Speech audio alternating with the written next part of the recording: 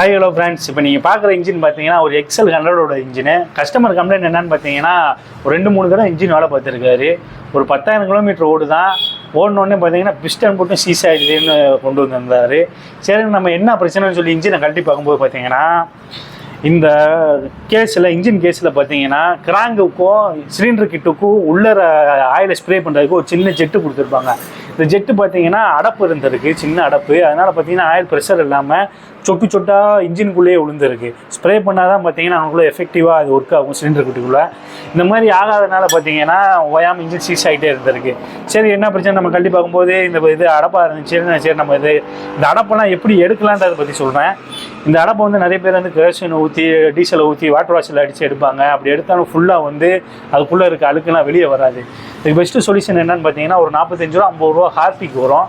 அந்த ஹார்பிக்கை வாங்கி இந்த ஓட்டக்குள்ளே இன்ஜெக்ட் பண்ணிட்டு ஒரு அரை மணி நேரம் நீங்கள் வச்சுட்டு அப்புறமா வாட்டர் வாஷில் அடிச்சிங்கன்னா உள்ள எல்லா டஸ்ட்டுமே பார்த்தீங்கன்னா வெளியே வந்துடும். இது ஒரு சின்ன டிப்ஸு தான். இந்த வீடியோ வந்து உங்களுக்கு ஒரு இன்ஃபர்மேஷனான வீடியோவாக இருக்கும். அதுபோக உங்கள் எக்ஸல் 100 வச்சுருக்க ஃப்ரெண்டுக்கு இந்த வீடியோ கண்டிப்பாக ஷேர் பண்ணி விடுங்க.